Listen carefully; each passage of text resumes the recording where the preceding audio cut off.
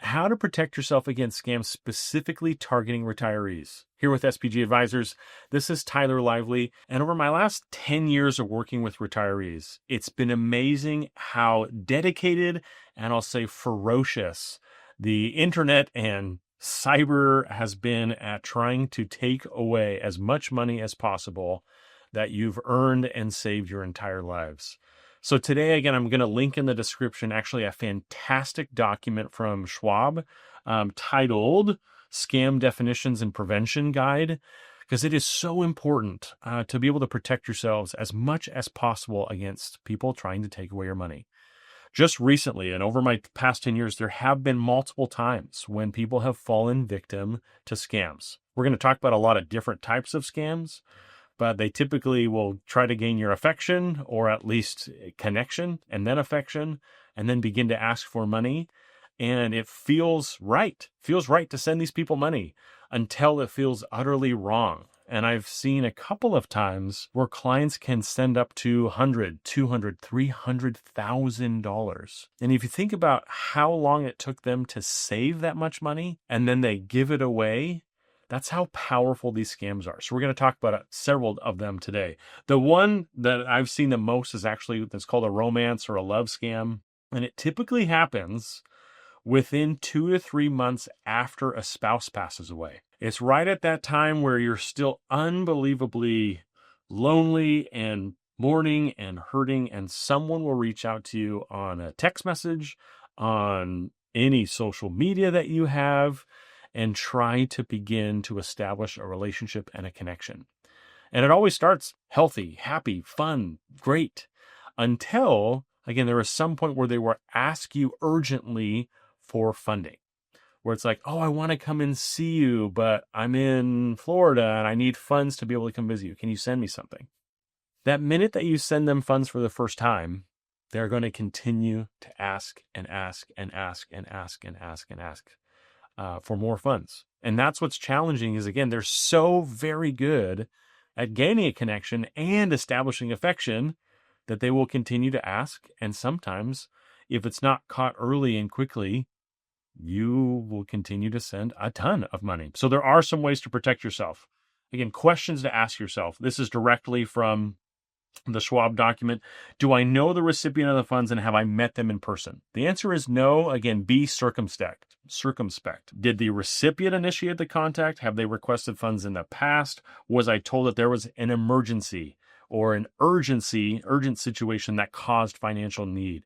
They will try to use psychology against you and create scarcity and urgency, and this has to be done now, as a tactic to be able to boost their probability of getting funds. Second thing that I've seen a ton is those texts that you get for jobs.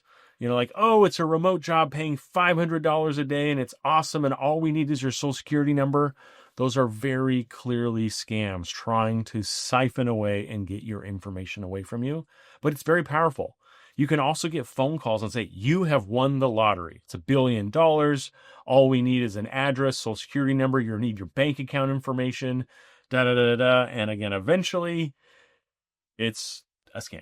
Third one, I remember I had to talk a client off a ledge. This was several years ago, where they got an urgent phone call at 4 a.m. It was the FBI, and they were going to break down their door if they didn't pay their tax bill, et cetera, et cetera, et cetera.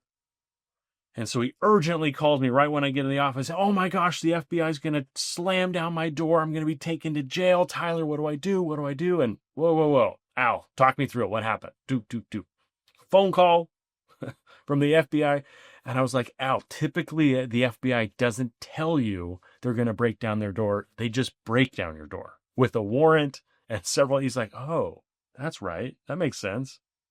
But again, it will always be some type of urgency. It will always be some type of authority figure like Social Security, the IRS, the FBI, and they're going to withhold payments and certain things like that. Again, Social Security, thankfully being so, what's the word I'm thinking of that isn't antiquated? They mail you documentation. If something's not going right, they're not going to call you at 4 a.m.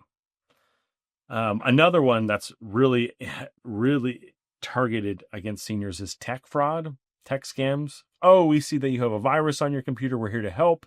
Let me get access to your computer, and then they can siphon away everything.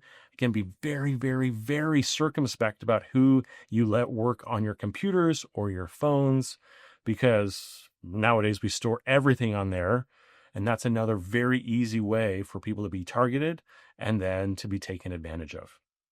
Another one is real estate. That's one that I don't see as often.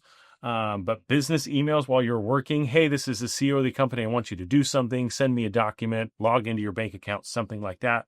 That's one that we see, again, less often.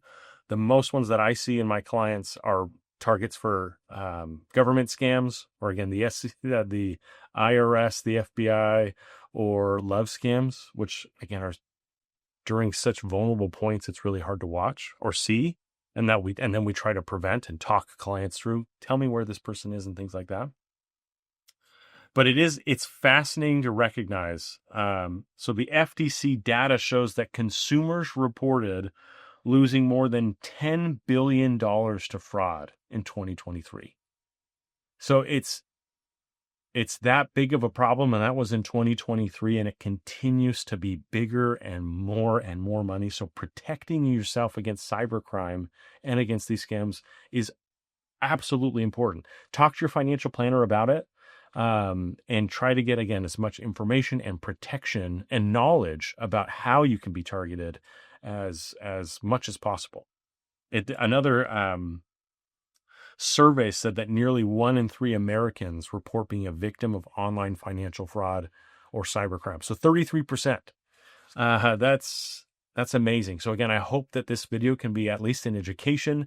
And then again, in the link down below, go ahead and click that wonderful guide from Schwab that will be included to everybody. And then also, if you can like the channel and subscribe to the channel, that'd be great, so we can continue to put out more content like this. Thanks so much.